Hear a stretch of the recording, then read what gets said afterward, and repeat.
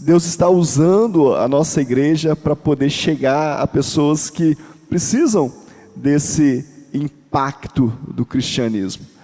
Eu tenho uma palavra de Deus para você nessa manhã, mas eu queria antes que a gente estivesse entendendo o propósito daquilo que Deus tem feito. O propósito de cada agenda, de cada programação, de cada movimento da igreja. O propósito do que o Senhor está movendo no céu. O que o céu está fazendo? Nós vamos ter dia 14 aqui, a festa da família. Nós vamos juntar o IPE com a Rede Kids e fazer uma festa para a família das crianças. Então vai ter aqui o tio Paçoca, que é um missionário da área infantil, né? É um homem de Deus que se veste de palhaço para trazer a mensagem da Bíblia. E ele vai estar conosco aqui. Então, eu queria que você, daqui da igreja, você faz parte dessa família, você comprasse a ideia, você falasse, poxa, eu vou participar desse negócio. O JET, que o Daniel anunciou aqui, né, Escola JET, semana passada eles estavam na Batista Central de Belo Horizonte, uma igreja enorme, poderosa, relevante. Na segunda eles estavam com o pastor Flavinho da Lagoinha, e eles estariam conosco aqui na segunda noite. Não vieram porque eu disse para não vir. Eu falei assim, espera um pouco, eu quero aproveitar a presença de vocês, eu não quero que vocês estejam aqui na correria. Então eles vão estar conosco daqui uns dias. O Rodrigo da JET, que é o CEO da JET, o mentor, o idealizador de todo o projeto. Mas eu queria dizer para você aonde Deus está nos levando, né? Os lugares que Deus está nos colocando, para que você se anime, para que você se motive. Você que está online aí, talvez hoje você não pôde estar aqui, mas não fique só online, venha para o culto, venha celebrar, venha participar do que Deus está fazendo, participar da obra do Senhor. Eu queria dizer para você como nós estamos felizes. Cada questão, cada movimento é pensado, né? É projetado, é imaginado, é sujeito à vontade de Deus, é orado, é perguntado para Deus, Deus, o que o Senhor quer, o que o Senhor quer, o que o Senhor quer, como é que o Senhor quer, como é que o Senhor quer. Então, abre o teu coração e deixa Deus te levar. Tem um tempo de expansão muito forte, que Deus quer nos proporcionar nesse tempo, não é porque nós precisamos, ou porque nós merecemos, mas porque o Senhor nos ama e quer nos usar. Tudo que Deus quer é que a gente esteja com o nosso coração aberto, quer achar adoradores que o adoram em espírito e em verdade, adoradores que o servem, adoradores que dizem, sim Senhor, eu quero viver a Tua palavra, eu quero viver o que o Senhor tem. Homens e mulheres que estejam com o coração aberto. Muitas vezes eu pergunto para o Senhor, Senhor, por que eu? Né? Tantos desafios, tantas coisas. Nós estamos ordenando pastores em lugares que não tem infraestrutura possível de formação. Eu pergunto para Deus, por que eu? Por que o Senhor me dá esse desafio? E Deus fala, só porque eu encontrei um coração aberto, só por isso. Não é porque você é bom, porque você faz alguma coisa direito, ou porque você... É só porque o coração disse sim. Deus precisa de corações que dizem sim para Ele. Queria começar essa palavra com uma frase que diz o seguinte: a presença de Deus em nossas vidas nos transforma, aperfeiçoa e nos leva para um próximo nível. Coisas extraordinárias estão à espera daqueles que se entregam radicalmente ao Espírito e permanecem nele. Essa frase faz parte da palavra que eu quero ministrar sobre a sua vida hoje pela manhã, mas eu queria destacar ela para você. A presença de Deus em nossas vidas nos transforma, nos aperfeiçoa, nos leva para o próximo nível. Tudo o que nós precisamos buscar nesses dias é a presença do Espírito Santo de Deus em nós. Como fazer isso? Uma das perguntas da banca dos pastores é: o que é unção? Simples, né? O que é unção? Né? Uma pergunta simples. Unção é capacitação de Deus, capacitação sobrenatural de Deus, para você exercitar, realizar na terra aquilo que Ele quer. É poder do céu para a terra. Isso é unção. Então tem unção que é para o ministério. Para o ministério, para pregar, para cantar, para tocar. Tem unção temporária para o ministério. Você está em determinado local e você precisa ter uma unção para aquilo. Tem muitas pessoas doentes na sua igreja. Deus te dá uma unção de cura para aquele momento. Tem pessoas que têm unção de cura a vida toda. Você precisa de uma palavra de sabedoria. Você está no meio de um lugar onde as pessoas são incautas, as pessoas falta sabedoria, falta entendimento, falta discernimento. Precisa de uma palavra de sabedoria. Deus pode te dar uma unção. Eu não sei tocar, mas eu fui assumir um lugar que não tinha ninguém tocava. Então Deus pode me dar uma unção para eu tocar. E aí eu começo a tocar e de forma sobrenatural eu aprendo muito rápido, eu pego tudo muito rápido, eu desenvolvo muito rápido. O que levaria 6 meses eu faço em 2. Unção ministerial. Mas a unção também é para a sua vida natural, na sua vida material. Deus pode te dar uma unção para você exaltar o nome dEle, para você glorificar o nome dEle. Você é advogado, você recebe uma unção de Deus para ter destreza no agir dos processos, na conversa com o juiz, nas audiências. Uma unção, uau, esse cara é diferente. Tudo que esse cara coloca a mão dá certo. Você é professor, eu vivi isso, já vivi isso no IPE aqui, vivi isso no IPE em Volta Redonda. Nós orávamos pelos professores com imposição de mãos, Deus te deu uma graça especial. E aí tinha professores que chegavam na escola acanhados e tímidos e preocupados, porque era o início de um projeto, mas de repente os pais começavam a dizer: nossa, que aula, nossa, o meu filho está diferente, nossa, o meu filho está transformado, nossa, mudou a minha história. Uma unção. Nós temos esse ano na nossa escola aqui em Timóteo testemunhos tremendos, já temos testemunhos tremendos de pais que chegam para a gente dizendo: nós fomos numa festinha, encontramos com uma mãe da escola e ela dizendo: já o segundo filho que está lá, o primeiro já saiu, foi para outra escola, já cresceu, e disse: a escola mudou a minha história. Não é a escola, é Deus, é a unção, é a presença de Deus na vida das pessoas que estão ali e no que nós acreditamos. Então a presença de Deus em nossas vidas nos transforma, nos aperfeiçoa, nos leva a um próximo nível. Você pode pedir a presença de Deus para tudo na sua vida. Você está trabalhando lá no escritório, lá na empresa, lá no departamento público, aonde quer que seja. Deus, eu preciso da tua presença.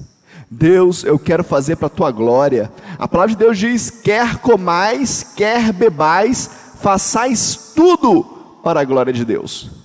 As coisas mais simples, mais básicas da vida precisam glorificar a Deus. Eu queria desafiar você a pensar sobre isso. Nós, como igreja, como instituição, nós estamos pensando assim: nós queremos fazer tudo para glorificar a Deus, o melhor que nós pudermos, da melhor forma possível, para a glória de Deus. Eu queria que você pensasse no seu casamento para a glória de Deus, na sua empresa para a glória de Deus, no seu trabalho para a glória de Deus. Eu queria que você pensasse no almoço de hoje à tarde, quando você for para casa almoçar, que você sentasse com a sua família e dissesse: isso aqui é para a glória de Deus. Então eu vou colocar o melhor prato na mesa, eu vou colocar o melhor talher na mesa, porque não é para quem está aqui, é para a glória de Deus. Eu estava vendo esses dias um especialista falando sobre a questão de família, e ele dando um exemplo sobre como que a gente distorce as coisas, como que a gente entrega o melhor para a visita e o pior para a família. Família pode ser de qualquer jeito, a gente está aqui todo dia, então come no pior prato que tiver. Se sujar a mesa, a gente briga muito porque sujou. Mas quando vem a visita, que a gente não tem nenhum tipo de comprometimento com a formação dessa visita, ela tem uma vida dela, mas a gente pega e fala: põe o melhor prato, o melhor talher, a melhor toalha. Se o filho da visita derrama suco de uva na mesa, a gente fala: não tem problema, não, imagina, isso acontece, toda criança faz isso, menos a nossa, porque se a nossa derrubar, a gente quebra o pau, não é verdade? como que a gente distorceu as coisas. Deus tem algo para você, querido. Deus tem uma missão na sua vida. A sua missão começa na sua casa, na sua família. A sua missão permanece na sua igreja. E a sua missão precisa chegar no seu trabalho, na sua vida cotidiana, na empresa onde você está, no negócio que você tem, em nome de Jesus. Amém? Levanta a sua mão para o céu e fala assim: eu quero a presença do Espírito Santo de Deus na minha vida. Fala assim: eu preciso da tua presença, Espírito Santo. Eu preciso que o Senhor ministre sobre a minha vida, em nome de Jesus. Amém? Abra sua Bíblia no livro de Juízes, capítulo 13. Texto bastante conhecido, história bastante conhecida, já falei sobre isso aqui, mas quero continuar falando um pouquinho mais com você sobre esse texto. Juízes, capítulo 13,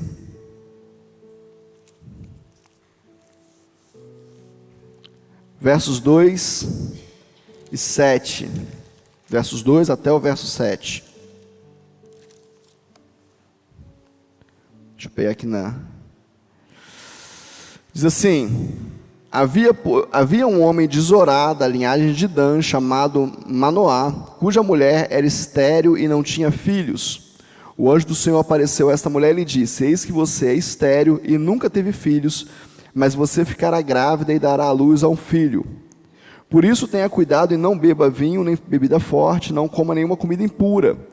Porque eis que você ficará grávida e dará luz a um filho cuja cabeça não passará navalha. O menino será nazireu, consagrado a Deus desde o ventre da sua mãe, e ele começará a livrar Israel do poder dos filisteus.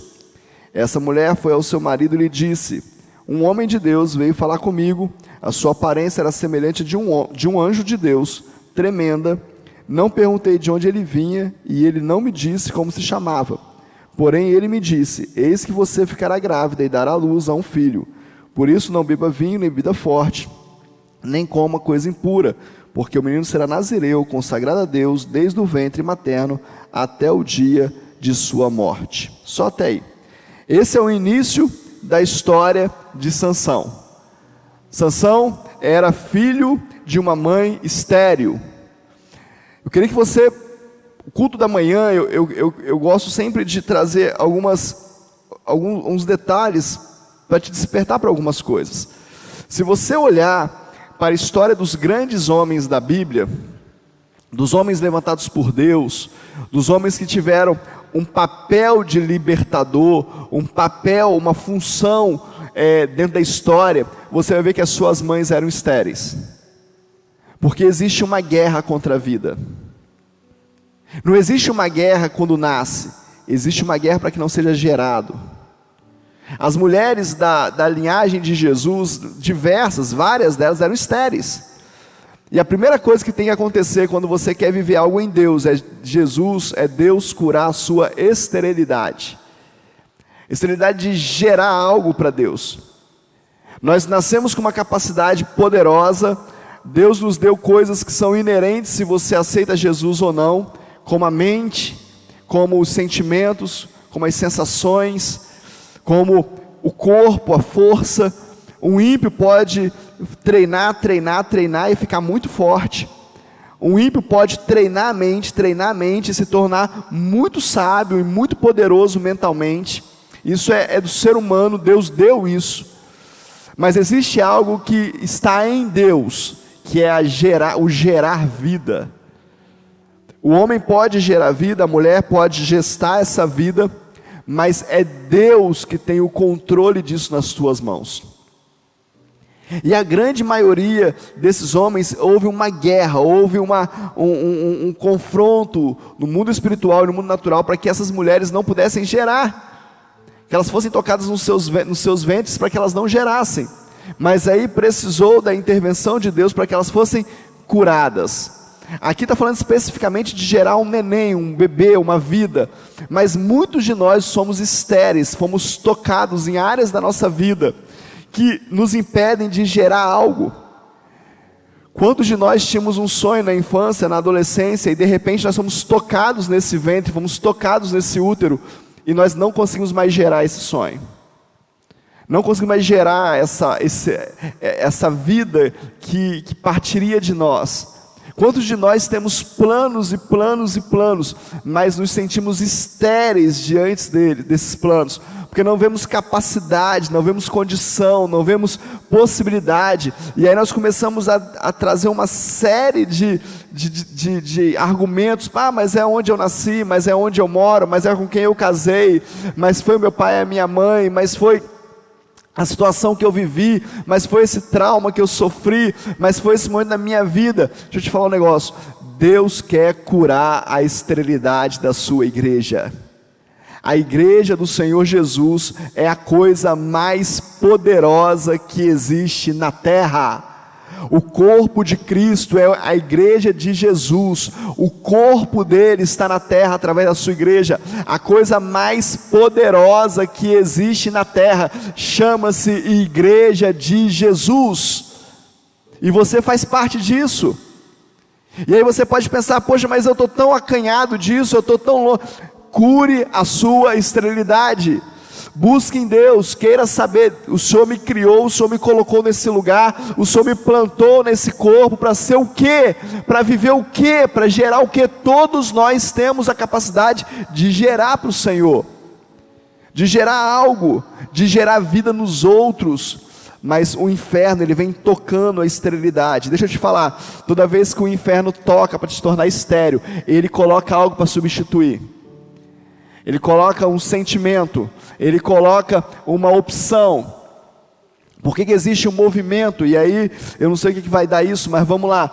Por que existe um movimento feminista no mundo? Porque você faz o que você quer, do jeito que você quer, na hora que você quer, e você não tem compromisso. Você pode até tirar uma vida se você quiser, porque é você que define isso. Isso traz esterilidade. Vidas não são geradas. E aí, em que isso é substituído? É substituído na liberdade. Eu sou livre, eu faço o que eu quiser. É só um sentimento. Ninguém é totalmente livre de todas as coisas. Nós vivemos debaixo de uma democracia, com muitas aspas hoje, vivemos. Mas nós temos leis que nos regem. A gente não faz o que a gente quer, do jeito que a gente quer, a hora que a gente quer. Sim ou não? Essa é a realidade. Então é uma utopia, é uma mentira do inferno, é mais uma mentira do inferno. Mas sempre que o diabo quer tirar o compromisso da igreja pela diversão da igreja, o diabo quer tirar a santidade da igreja pela permissividade da hipergraça. Não, você é filho. Não, eu sou filho mesmo. Sou filho de Deus, fui comprado por Jesus, Ele pagou o preço, eu tenho uma paternidade em Cristo, Ele me comprou, Ele me fez filho de Deus. Isso é uma verdade, mas nenhum filho faz o que quer, a hora que quer, a não ser os filhos rebeldes. O seu filho lá na sua casa faz o que quer, a hora que quer, do jeito que quiser, você deixa? Não, meu filhinho querido, não, pode fazer o que quiser, pode bater na minha cara, pode fazer o que quiser. Não, que isso, meu filhinho querido, vai virar um monstro, vai se tornar um monstro da sociedade, porque todos nós temos limites. Então o diabo, ele vai tirando da igreja, vai tirando das pessoas essa capacidade de gerar, e vai substituindo por sensações, por sentimentos que são fugazes, que são passageiros. E a história de Sansão é uma história muito linda, porque a história de Sansão é alguém que foi gerado com uma missão. Olha para o seu irmão e fala com ele assim, fala com ele com cara de profeta, fala mesmo, fala com ele assim: você pode não saber, fala com ele aí, você pode não saber, mas você foi gerado por uma missão. O fato de você não saber não muda nada. Sansão sabia, porque a mãe dele ouviu: olha, ele vai nascer, eu vou curar a sua esterilidade, eu vou fazer esse menino nascer. Ele já disse que era homem, porque é nazireu, então seria homem. Ele vai ser nazireu, não vai passar navalha na cabeça dele, e ele vai começar a libertar o povo de Deus dos filisteus. Que missão clara! Mas ser nazireu não era só não passar navalha na cabeça. Ser nazireu tinha algumas outras regras.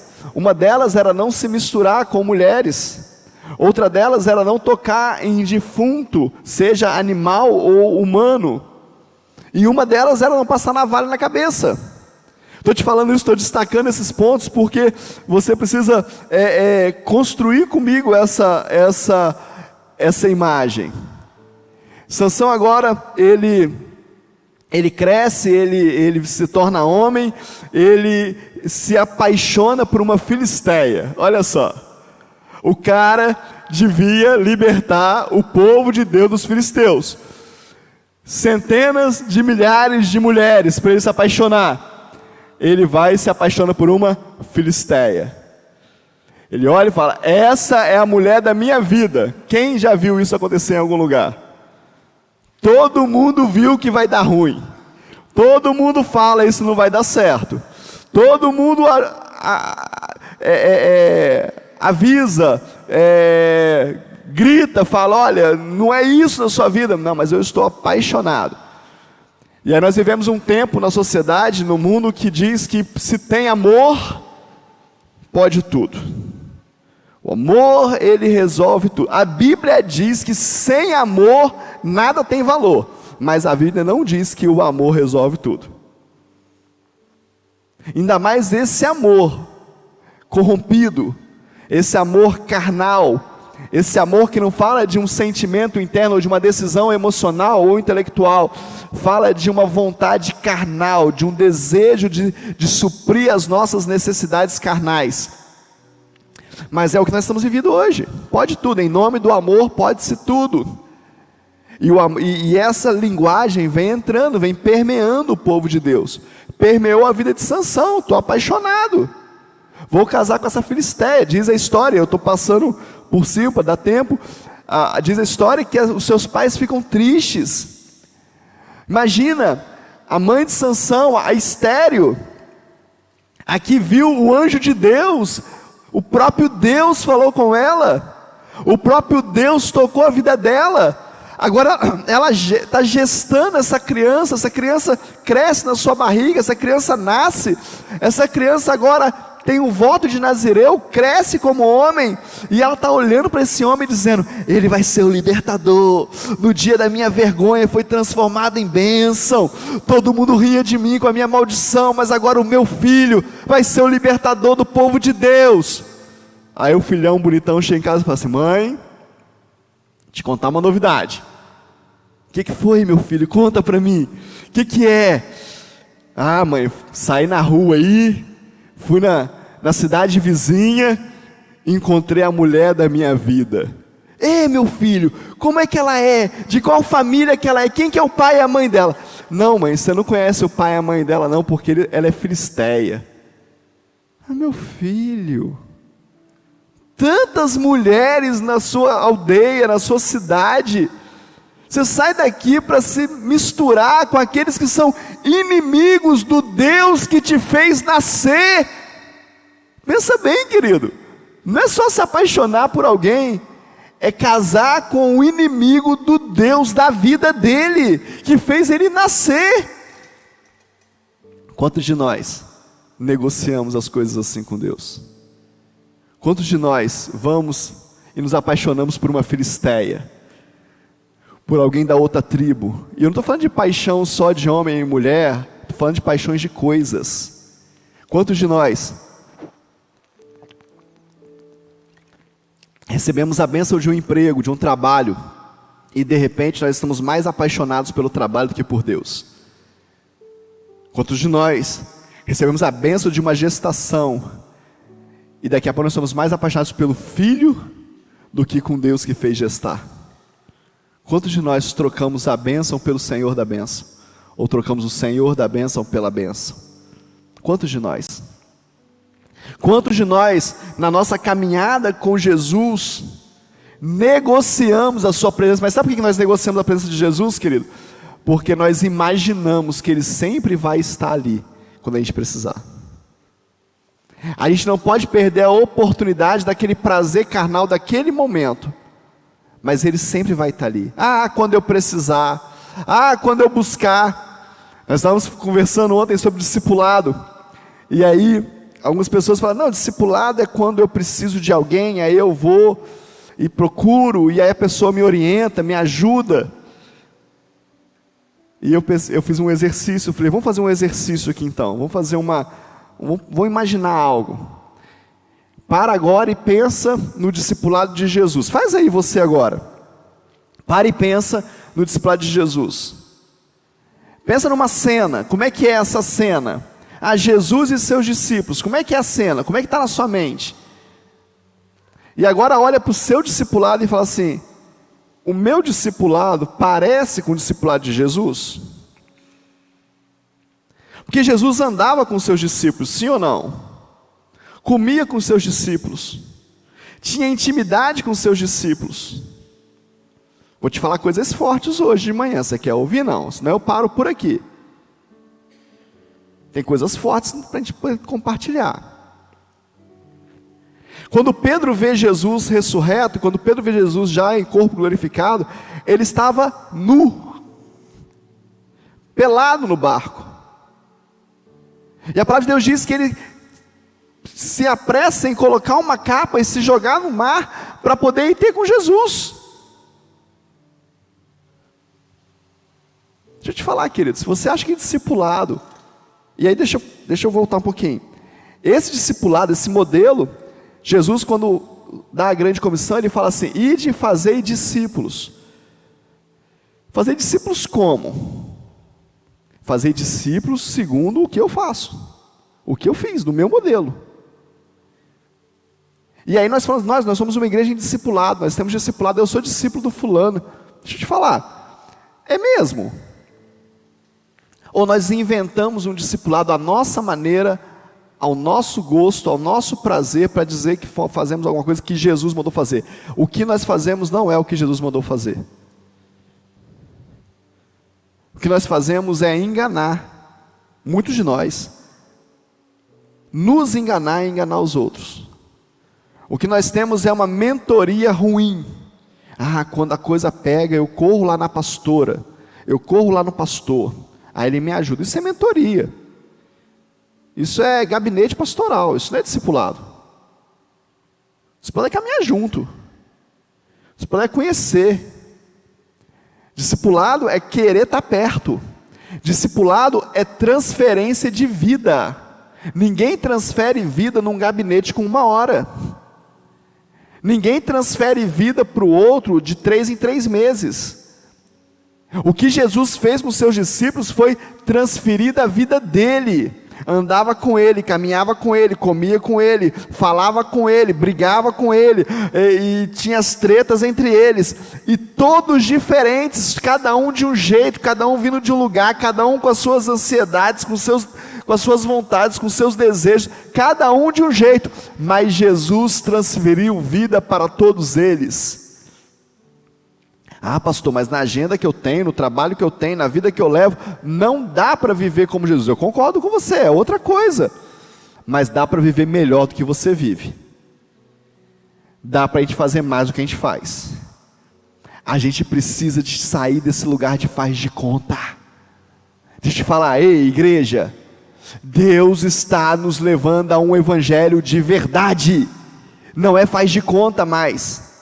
Não é vir a uma reunião, a um movimento para estar presente porque é a minha igreja. Não, é participar, é vivenciar. Ontem um irmão da nossa igreja mandou um vídeo para mim sobre eu esqueci o nome dela agora, à noite eu falo, de uma missionária falando sobre os irmãos que ficam, que decidiram estar só online nos cultos.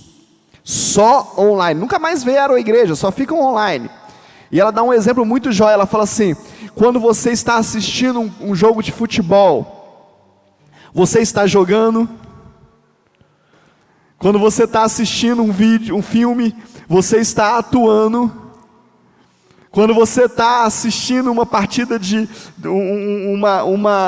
um grande slam de esporte, de atletismo, você está lá competindo. A resposta é não. Pois é, talvez você também não esteja cultuando, você só esteja assistindo. A gente precisa ser um evangelho de verdade. A gente precisa, e lógico que Deus usa o online. Eu recebi uma mensagem de uma pessoa da nossa igreja, e ela disse: pastor, a palavra que o senhor pregou hoje, eu não pude ir no culto, mas a palavra que o senhor pregou hoje, quando o senhor terminou a palavra, eu estava no chão da minha casa, eu estava quebrantada diante do Senhor, e o Espírito Santo me visitou, e tocou a minha vida. Glória a Deus, é isso mesmo. Mas quando eu decido, não, eu vou ficar só no online, agora eu vou viver a minha vida, de vez em quando eu dou uma olhadinha. Isso não é viver cristianismo, querido. Isso não é viver igreja. Igreja é o corpo de Cristo, é vivo. Sansão agora se resolve então estar com uma mulher, uma filisteia, e mesmo assim o Espírito do Senhor se apoderava dele. Uma vez ele recebe, em dado momento ele recebe o sim dessa mulher, e aí ele volta para casa, e quando ele volta ele encontra um leão, e aí ele mata esse leão com os seus pais. Quando ele volta para ver a sua noiva, esse leão está com um enxame de abelhas gerando, mel naquele cadáver, e ele toca aquele cadáver, ele pega o mel, ele come o mel, e ele dá para os seus pais. Primeira negligência, ele se envolve com quem não tinha que se envolver. Segunda negligência, ele toca no cadáver que ele não podia tocar. Passa-se o tempo, Sansão casa com Dalila, e agora os filisteus chamam Dalila e falam: se você não descobriu o motivo da força de Sansão, nós vamos pôr fogo em você e na sua família.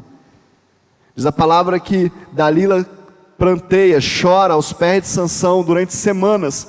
Pediu para ele: por favor, Sansão, conta-nos o segredo, conta-nos o segredo. E ele, já não suportando mais aquele pranto, aquele choro, ele diz para Dalila: o meu segredo está no meu cabelo. E aí Dalila conta para os filisteus. Os filisteus vão agora diante de Sansão, ele dormindo, o segura e corta os seus cabelos. E agora Sansão está fraco. Deixa eu fazer uma pergunta bem básica para você. Sansão está fraco porque ficou sem os cabelos? Não, querido. Os cabelos era a última coisa que Sansão ainda segurava no voto que ele tinha com Deus. Sansão foi esticando a corda. Quantos de nós estamos esticando a corda com o Senhor?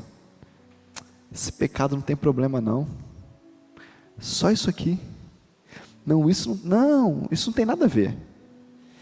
Só que a gente continua tendo graça, a gente continua tendo unção, a gente continua tendo força. Deus nos dá alguns avisos, nos mostra: não faça isso, não é por aí. Não, mas eu continuo pregando, eu continuo cantando, eu continuo casado, eu traio a minha mulher, mas eu continuo casado, ninguém descobriu ainda, ninguém sabe, está tudo certo. Eu faço isso, eu roubo a minha empresa, mas ninguém sabe, está tudo certo. Vai esticando a corda, esticando, uma hora a corda arrebenta. E agora Sansão está fraco, envergonhado, triste. Agora todo o projeto de vida de Sansão está derrotado, por causa de uma cama, por causa de uma mulher, porque ele não conseguiu suportar a tentação de estar com uma mulher. A sua fraqueza foi maior. Algumas pessoas dizem hoje em dia: pastor, é muito difícil porque a carne é fraca. Não, a carne é forte. A carne nos vence porque ela é forte, porque nós alimentamos a carne, porque nós decidimos dar argumento para a carne. Deixa eu te falar, quantas conversas te fazem mal, mas você não para com a conversa? Quantas postagens no Instagram te fazem mal, mas você não para de ver? Quantas? Você está alimentando a sua dor, você está alimentando a sua ferida, você está alimentando aquilo que é carnal na sua vida. Quantos relacionamentos você não se afasta, porque você não pode ficar mal na fita, porque você não pode magoar as pessoas, mas você pode magoar a Deus. Quantas mesas, né? O salmista vai dizer, vai chamar de mesa dos escarnecedores, mas quantas mesas você participa e a conversa é ruim, o papo é contra pessoas, a fofoca corre solta, e você é crente, você está lá e você dá aquele sorrisinho amarelo de porque você sabe que você não pode participar daquilo, você sabe que você não pode se alimentar daquilo, mas você está ali. Deixa eu te falar, você está sendo influenciado. Daqui a pouco você começa a achar que é normal, daqui a pouco você está falando também, daqui a pouco você está sujo como aqueles estão sujos. Sansão não se sujou de uma vez só, é gradativo. Isso aqui não tem nada a ver, isso aqui também pode. Não, eu toquei no defunto, diz lá que não podia tocar, mas eu toquei e não aconteceu nada. Quantas vezes eu ouvi isso dentro do gabinete? Pastor, a palavra de Deus fala que não pode, mas eu fiz e não aconteceu nada. Quantas vezes? Mas deixa eu te falar algo para você muito sério. Pode existir o que for, pode acontecer da forma que acontecer, existe sempre um propósito e um projeto de Deus. Existe sempre um Deus pronto para nos perdoar. Existe um Deus, a consequência disso é terrível, mas existe um Deus. Alguém vai dizer para mim, bispo, a graça é só com Jesus. Eu sei que a graça é com Jesus, mas Jesus é eterno, ele sempre existiu, e eu vejo graça na vida de Sansão. Graça por um projeto, graça por um propósito. Se você for caminhando lá em Juízes capítulo 14, você vai ver a ira de Sansão. Você vai ver como que as coisas vão acontecer. Diz assim, o estudo que eu tenho aqui: quando no dia seguinte os filisteus vieram a Sansão em resposta certa para o enigma, ele logo percebeu que havia sido a sua mulher, e ele foi cheio do Espírito Santo, do Espírito de Deus, e atacou também os filisteus. Esse é o primeiro enigma ainda. Deixa eu te falar um negócio, querido. A indignação com as coisas erradas atrai a presença do Espírito à nossa vida. Por isso que Paulo vai dizer, não vos conformeis com este mundo. Deixa eu te falar, crente tem lado, crente tem opinião, crente fala a verdade, crente sabe o que é certo e o que é errado e se posiciona. Nós tivemos um evento aqui, e hoje a palavra é sobre isso, hoje é a palavra da noite. Nós vimos um evento aqui, e a palavra que Deus me deu foi posicione. Nós precisamos nos posicionar, não para brigar com os outros, para ficar criando, não, mas quem somos nós nessa terra? O que a palavra de Deus diz sobre as coisas? A sua indignação vai gerar autoridade em Deus na sua vida. Sansão agora está irado, está errado, fez errado, deitou-se com a mulher que não devia, mas a sua indignação de ter sido enganado, e o povo de Deus, ele era povo de Deus, faz o Espírito de Deus tomar sobre ele, e agora ele prevalece sobre os filisteus. Sansão, em todo o seu erro, Juízes 15 vai falar sobre isso. Ele com 300 raposas, ele queima a seara dos filisteus, com uma queixada de jumento, ele feriu 18 e derrotou 1000 homens filisteus. Ainda existia um propósito de Deus na vida de Sansão. Deus ainda tinha uma esperança. Mas sabe quando Sansão perde isso? Quando ele mesmo declara que a sua força não estava em Deus, que a sua força estava no cabelo dele. Aonde está a sua força, querido? Aonde está a força da sua vida? Aonde está aquilo que te faz levantar todo dia de manhã? É o salário que você ganha? É a empresa que você trabalha? É o boleto que chegou ontem? Eu vou te perguntar mais, o que te faz estar aqui hoje? É o medo de ir para o inferno? É o medo de Deus te castigar? O que move a sua vida? Sansão achava que se ele preservasse o último ponto do voto de Nazireu, ele continuaria forte. A força dele vinha de Deus. Quantos de nós acreditamos que se nós viermos à igreja domingo, as coisas ficam bem? Não, pelo menos domingo eu tenho que ir. Não, pelo menos um culto, ou de manhã ou à noite. Deixa eu te falar, querido, não diminui o seu Deus, não. Você que está em casa, não diminui o seu Deus, não. Não menospreza o poder de Deus na sua vida, não. Deus, Ele é amor, e o amor nos atrai. Amor é força de atração. Eu me sinto atraído por Deus, pela sua presença, e aonde quer que se manifeste a presença dEle, eu quero estar lá. Eu vejo Deus na sua vida. Eu vejo Deus quando você me conta um testemunho. Quando você fala para mim: pastor, eu estava em casa essa semana, e aí aconteceu algo lá em casa, meu filho passou mal, meu marido ficou doente, o gás acabou, e eu orei, e Deus veio, e a presença dEle veio, e Ele curou, e Ele proveu, e Ele deu solução. Eu falo: glória a Deus, Deus está presente, Deus é real, Ele está no nosso meio. Mas quando você me priva disso, quando você priva os seus irmãos disso, você priva a presença de Deus no nosso meio. Estar no culto, estar em comunhão, não é simplesmente uma liturgia religiosa, é transferência de vida. Um abraço no irmão, um olá, como vai, um Deus te abençoe, eu vou almoçar na sua casa, hein? Isso é vida. Imagina, se nós fizéssemos uma dinâmica na igreja, está me vindo isso aqui na mente agora, que no domingo a gente se autoconvidaria para ir na casa de alguém almoçar. Aí você fala: pelo amor de Deus, pastor, eu tenho que sair correndo daqui, tenho que ir para o mercado, nossa, eu tenho que comprar alguma coisa, meu Deus, como é que vai ser? Deixa eu te falar, você pode estar morrendo de gripe, mas com uma notícia dessa você dá um jeito, você sai correndo, você vai para o mercado. Isso é o que, querido? Isso é vida. Isso é vida, é gerar vida, é dinâmica, é dínamos. Não, mas a gente quer ser light. Você fica no seu cantinho, eu fico no meu, e todos vamos para o céu. Será?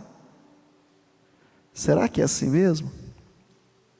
Será que nós já não estamos vivendo o reino dos céus nessa terra? Será que nós estamos vivendo aqui uma preparação, um aprendizado de como vai ser no futuro? E nós estamos sendo reprovados? Será? Sansão agora, no último estágio, ele já tinha brincado com o pecado, ele já tinha se julgado mais esperto, agora ele está preso, cego e escravizado. Final da história de Sansão. Eles pegam Sansão, colocam Sansão no meio de um pátio, com os pilares, com tudo, para ser chacota dos filisteus. Olha para o seu irmão, fala com ele assim: quando você brinca com Deus, fala com ele aí, quando você brinca com Deus, quando você estica muito a corda, o seu futuro é virar chacota do ímpio. Quantos crentes são chacota dos ímpios? Deus cura, mas você vive doente. Você me chama para ir na igreja, mas olha o seu casamento, olha os seus filhos. Você é o mais triste da repartição da empresa. Você é o mais mentiroso. Quer dizer que para mentir pode, para isso pode. Seu pastor sabe disso? Vou contar para ele, hein? Quantos se tornam chacota porque perderam o propósito de Deus na vida? Quantos se tornam vergonha do evangelho? Sansão agora está no meio do pátio. Os filisteus, que era para aqueles que ele deveria destruir, estão rindo dele, batendo na sua cara, cego, prisioneiro, batendo no seu rosto, cuspindo no chão, bobão, achou que nos venceria, achou que era o tal, olha para você, não pode nem olhar, você está cego. Deixa eu te falar, querido, não vire chacota do ímpio, não. Assuma sua posição em Deus. Não creia que é o seu cabelo que faz, se fosse o meu estava lascado, né? Não creia que o seu cabelo é que vai te fazer ficar forte. É Deus na sua vida, é relacionamento com Deus, é comunhão com os irmãos, é confessar uns aos outros para que sejais curados. Existe vida na igreja, existe vida no corpo de Cristo, existe cura no corpo de Cristo. Precisamos viver isso. Mas aí diz a história e diz os relatos bíblicos que Sansão, naquele momento onde ele está sendo destruído, onde os filisteus levam ele para esse lugar de vergonha, ele lembra do Deus que o gerou. Quantas pessoas só lembram do Deus que gerou ele nos últimos dias, na última hora? E aí ele ora ao Senhor, ele pede a sua força de volta, Deus o ouve, e ele destrói as colunas daquele lugar, a estrutura vem abaixo, e mata todos eles, inclusive o próprio Sansão. Cumpriu o propósito? Sim. Diz a palavra que Sansão, no seu último ato, ele matou mais filisteus do que em toda a sua vida. Fez o que tinha que fazer? Fez. O propósito de Deus foi cumprido? Foi. Mas ele viveu infeliz, destruído e envergonhado nessa terra. Quantos de nós vivemos exatamente isso? Mas quando eu fui mãe, eu cuidei do meu filho, e o meu filho se tornou um homem, e hoje é um doutor, hoje é alguém bem sucedido na vida. Mas eu te pergunto, e você? E a sua vida? Triste, destruída e derrotada. Não, eu fiquei na igreja a minha vida toda, eu servi, eu lavava banheiro, eu ficava na porta, e eu limpava, e eu pregava, e eu cantava, e eu visitava. Ok, que bom, você cumpriu tudo o que tinha que cumprir em Deus, mas e você? Você usufruiu da presença de Deus? Do amor de Deus? Do relacionamento com Deus? Você foi noiva? Você entrou na bodas? Você se deleitou na presença do seu noivo? Ou você só fez um monte de coisa? Sansão fez. Cumpriu? Cumpriu. Foi até o fim? Foi. Era para poder matar? Matou. E tanto cumpriu que Hebreus 11:32 vai colocar ele nos heróis da fé. Mas envergonhou a sua casa, sua família, e até mesmo o povo de Deus. Queria desafiar você a não flertar com o pecado, a não desprezar o seu inimigo, e a não desprezar a presença de Deus. Busque a presença de Deus como algo precioso na sua vida. Eu costumo perguntar para algumas pessoas sobre relacionamento com Deus. Deixa eu te falar, querido, deixa eu terminar dizendo isso para você. Deus se relaciona conosco através da sua presença, mas Deus também se relaciona na terra através do outro. E aí a gente põe um monte de impedimento para não se relacionar com o outro. Quer ver o negócio? Vamos fazer um teste aqui? Se eu falasse que eu vou almoçar na casa de qualquer um de vocês hoje, vou me convidar para ir na casa da Sirlene almoçar, casa da Luciana, da irmã Cleudes, casa do Mauro e da Maura, casa do Paulinho, da Ellen, Natália, da Gabi. O que passa na sua cabeça agora? Quantas desculpas você vai gerar para dizer assim: hoje não, pastor, vamos combinar domingo que vem, vamos combinar outro dia, hoje eu tenho outro compromisso, hoje a comida está ruim, hoje eu não fiz nada, deixei a pia lotada de vasilha para vir para a igreja. Quantos de nós? Mas deixa eu te fazer uma outra pergunta. Se eu dissesse para você que tem um homem lá fora, com uma maleta com $1 milhão, e que ele quer ir depois do culto na sua casa, para te entregar essa maleta, mas ele só pode entregar essa maleta na sua casa, qual seria a sua resposta? Que se dane a pia cheia, que se dane se não tem comida direito, que se dane se eu sair correndo, porque $1 milhão é mais importante para você do que os relacionamentos que Deus coloca na sua vida. Percebe? Eu não tenho uma maleta de $1 milhão, mas talvez eu tenha uma palavra que vai te fazer ganhar $1 milhão. Talvez eu tenha uma palavra que vai curar o câncer que está projetado no inferno contra a sua vida. Talvez eu tenha uma palavra que vai quebrar a seta do inferno contra o seu casamento que estava prestes a ser lançada. Mas para essa palavra você tem uma... Eu também tenho, não estou falando só de você não. Eu e você temos um monte de desculpa, porque nós não acreditamos nela. Aprenda a entender o que Deus está fazendo. Não despreze as oportunidades em Deus. O bispo José Elias esteve conosco aqui, e nós fomos almoçar no momento, e almoçamos juntos, e tinha muita gente, mas ele é o meu pai espiritual. Ele é o pastor da igreja, mas ele é o meu pai espiritual. É só seu? Se é só meu, não sei, mas que ele é meu, ele é meu. E aí na hora de vir embora, num dos almoços, o Pedro estava comigo, o meu filho, e eu precisava conversar algumas coisas com o bispo. Passei em frente ao hotel que ele estava, fui lá em casa, deixei o Pedro em casa. O Pedro: pai, mas o hotel é aqui. Eu falei: eu sei, mas eu preciso aproveitar as oportunidades. Fui lá em casa, deixei o Pedro em casa e voltei sem falar nada. O bispo entendeu completamente o que eu estava fazendo, porque agora eu precisava ficar com o meu pai. Ele tem palavra de vida para mim e nada pode atrapalhar. Paramos na porta do hotel e ficamos horas dentro do carro, sendo ministrado por aquele que tem uma palavra de vida para a minha vida. Quanto você está disposto a gastar? Teu pastor te chama para conversar, você traz o papagaio, o cachorrinho, não sei o quê. O seu relógio não te deixa em paz, o seu celular não para de tocar.